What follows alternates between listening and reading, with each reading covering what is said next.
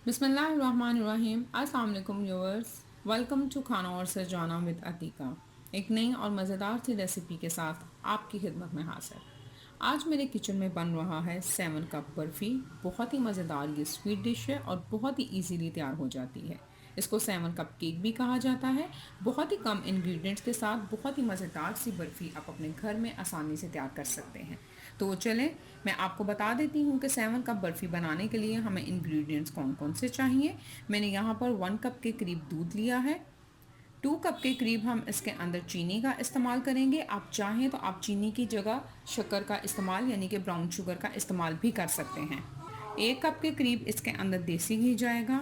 1 cup के करीब इसके अंदर हम बेसन का इस्तेमाल करेंगे। 1 कप के करीब हम इसके अंदर फ्रेश कोकोनट लेंगे। 1 टीस्पून या फिर हाफ़ टेबल स्पून के करीब इसके अंदर हम इलायची पाउडर का इस्तेमाल करेंगे। कुछ मैंने यहाँ पर तकरीबन 2 टेबल स्पून के करीब बादाम और पिस्ते लिए हैं। इनको मैंने थोड़ा सा काट लिया है और इसको हम इस्तेमाल करेंगे। गार्निश करने के लिए मैंने यहाँ पर बादाम के स्लाइसेस और पिस्ते के स्लाइसेस लिए हैं। तो चले आए दोस्तों, हम लोग 7 कप बर्फ़ी बनानी स्टार्ट करते हैं। 7 कप बर्फ़ी बनाने के लिए सबसे पहले हम कोकोनट को अच्छी तरह से क्रश करेंगे। कि मैं इसको चॉपर में डालकर अच्छी तरह से चॉप कर लूँगी।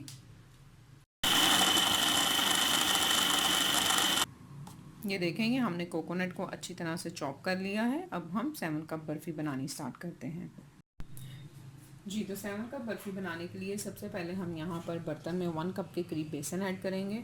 के लिए मैंने यहाँ पर बर्तन में सबसे पहले 1 कप के करीब बेसन डाला है। बिल्कुल लो फ्लेम के ऊपर हम इसको हल्का सा भूनेंगे।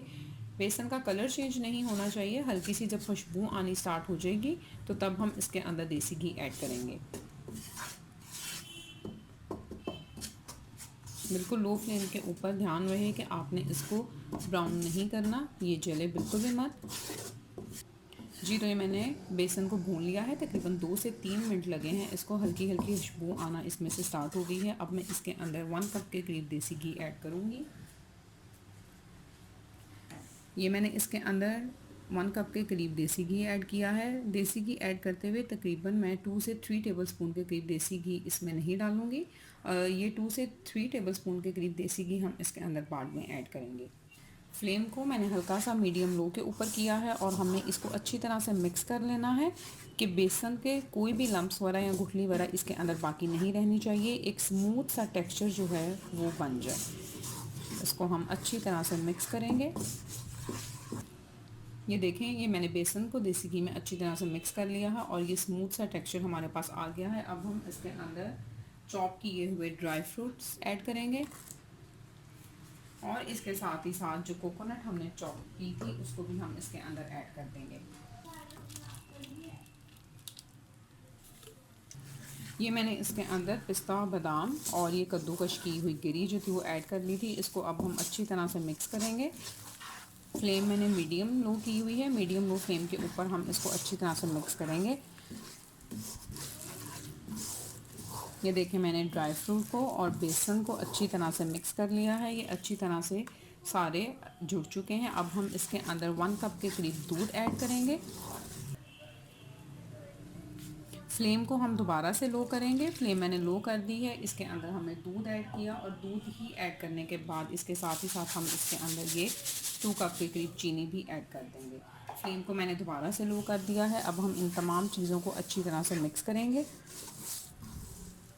8 से 10 मिनट तक आपने इसको लो फ्लेम के ऊपर अच्छी तरह से पकाते जाना है।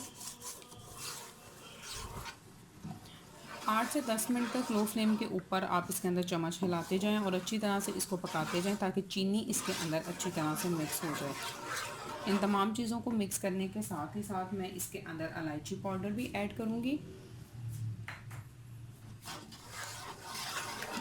बिल्कुल लो फ्लेम के ऊपर आपने इन तमाम चीज़ों को पकाते जाना है। 8 से 10 मिनट तक हम इसको लो फ्लेम पर पकाएंगे और उसके बाद हम फ्लेम मीडियम लो कर कर इसको अच्छी तरह से पकाते जाएंगे जब तक ये पैन से बिल्कुल सेपरेट ना हमारा मिक्सचर हो जाए 7 कप बर्फ़ी का। जी, ये देखिए, मैंने 8 से 10 मिनट तक कप बर्फ़ी को अच्छी तरह से पका लिया है। फ्लेम अब मैं मीडियम करने लगी हूँ और मीडियम फ्लेम के ऊपर हम इसको अच्छी तरह से पका लेंगे। जी, तो फ्लेम मैंने मीडियम कर दी है। अब हमने चम्मच इसमें हिलाते रहना है। ध्यान रहे कि कप बर्फ़ी का मिक्सचर आपके बर्तन के साथ लगना बिल्कुल नहीं चाहिए। आप इसके अंदर लगातार या फिर ऑन ऑफ चम्मच हिलाते रहें। जब ये बहुत अच्छी तरह से पककर गाढ़ी नहीं हो जाएगी और बर्तन से सेपरेट होना स्टार्ट नहीं होगी, तब तक हम इसको पकाते रहेंगे। तकरीबन 30 से 35 मिनट इस सारे प्रोसेस को लगेंगे और उसके बाद हमारी मज़ेदार सी 7 कप बर्फ़ी बिल्कुल रेडी हो जाएगी। जब ये मिक्सचर थोड़ा सा और थिक होगा, जो देसी घी हमने बचा कर रखा था वो हम इसके अंदर ऐड करेंगे। और इसके साथ ही साथ अगर आप मेरे चैनल पर नए हैं तो इसको सब्सक्राइब करना बिल्कुल मत भूलिएगा और बेल बटन ज़रूर दबा दीजिए ताकि मेरी आने वाली नई और मज़ेदार सी रेसिपी सबसे पहले आप तक पहुंचे। रेसिपी अच्छी लगेगी तो इसको लाइक शेयर और कमेंट ज़रूर कीजिएगा। ये आप देख सकते हैं कि कप बर्फ़ी का मिक्सचर थोड़ा सा थिक होना स्टार्ट हो गया है। अब हम इसके अंदर देसी घी ऐड करेंगे।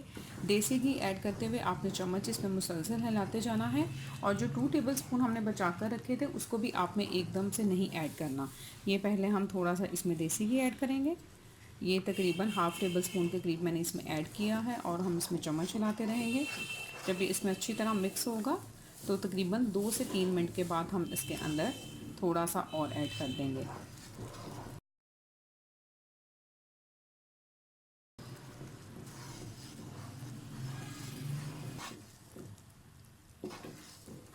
इस तरह से थोड़ा थोड़ा करते हुए हम इसके अंदर देसी घी ऐड करेंगे। ये मैंने पूरा 2 टेबलस्पून के करीब जो देसी घी बचा कर रखा था वो इसके अंदर ऐड कर दिया है। अब हम इसको अच्छी तरह से पका लेंगे। जी, तो ये आप देख सकते हैं 7 कप बर्फ़ी का मिक्सचर जो है वो काफ़ी थिक हो चुका है और ये पैन से भी बिल्कुल सेपरेट हो चुका है। फ्लेम मैंने हाई कर दी है। हाई फ्लेम के ऊपर मैं तकरीबन 1 से 2 मिनट तक इसको पकाऊंगी और उसके बाद हमारी मज़ेदार सी 7 कप बर्फ़ी बिल्कुल रेडी हो जाएगी। हम इसको निकाल लेंगे। तकरीबन 30 मिनट हो चुके मुझे इसको पकाते हुए और ये देख सकते हैं आपके ये पैन से बिल्कुल ही सेपरेट हो चुकी है। जिस बर्तन में हमने इसको निकालना है उस बर्तन को भी हम ग्रीस कर लेंगे देसी घी के साथ। अच्छी तरह से आपने उसको ग्रीस करना है। फ्लेम मैंने ऑफ़ कर दी है। अब हम इसको निकाल लेंगे। आप इसको किसी भी बर्तन में निकाल सकते हैं। जिस बर्तन में आपने इसको निकालना है उसको आपने अच्छी तरह से घी के साथ ग्रीस कर लें।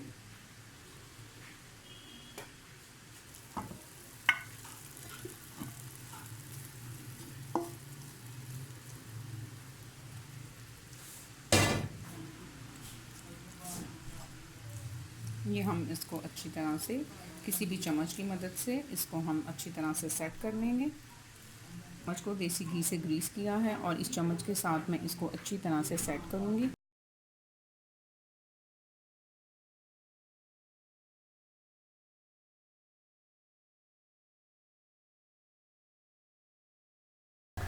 जी, तो ये हमने ग्रीस किए हुए चम्मच की मदद से इसको अच्छी तरह से सेट कर लिया है। अब हम इसको रूम टेम्परेचर के ऊपर 10 मिनट तक रखेंगे। उसके बाद हम इसको पीसेस में कट करेंगे। जी, तो दोस्तों 10 मिनट हो गए हैं। 10 मिनट के बाद हमने इसके पीसेस में काट लेना है। जिस भी शेप में आप इसको काटना चाहते हैं आप इसको काट लेंगे। नाइफ़ को मैंने हल्का सा घी से ग्रीस कर लिया है और अब हम इसको कट कर लेंगे। जिस भी शेप में आप बर्फ़ी को रखना चाहते हैं आप उसी फॉर्म में इसको काट सकते हैं। और उसके साथ ही साथ अगर आप इसकी थिकनेस थोड़ी ज़्यादा करना चाहते हैं तो आप इसको किसी ऐसे पैन में डाल दें जिसमें ये ज़्यादा चौड़ाई में रहे।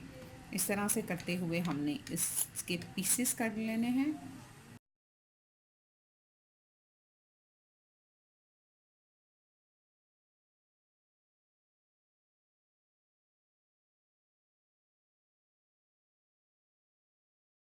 के पीसेस काट लिए हैं। ये स्लाइस किए हुए पिस्ते और बादाम को इसके ऊपर गार्निश करेंगे और 2 घंटे तक हमने 7 कप बर्फ़ी को रूम टेम्परेचर में रहने देना है। उसके बाद ये बिल्कुल अच्छे से सेट हो जाएगी और हमारे पास रेडी हो जाएगी। हम इसको खा सकेंगे। 2 घंटे तक हम इसको रूम टेम्परेचर के ऊपर पड़ा रहने देंगे। ये अच्छी तरह से सेट हो जाएगी और बिल्कुल रेडी हो जाएगी। तो मिलते हैं 2 घंटे के बाद। जी, तो दोस्तों 2 घंटे हो चुके हैं। 2 घंटे तक हमने 7 कप बर्फ़ी को रूम टेम्परेचर के ऊपर सेट कर लिया है। तो चलें आएँ इसके पीसेस जो हमने किए थे हम इनको निकाल लेते हैं।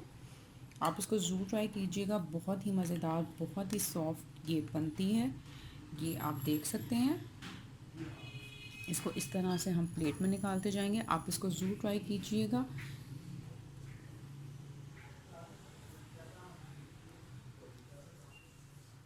ये आप देख सकते हैं।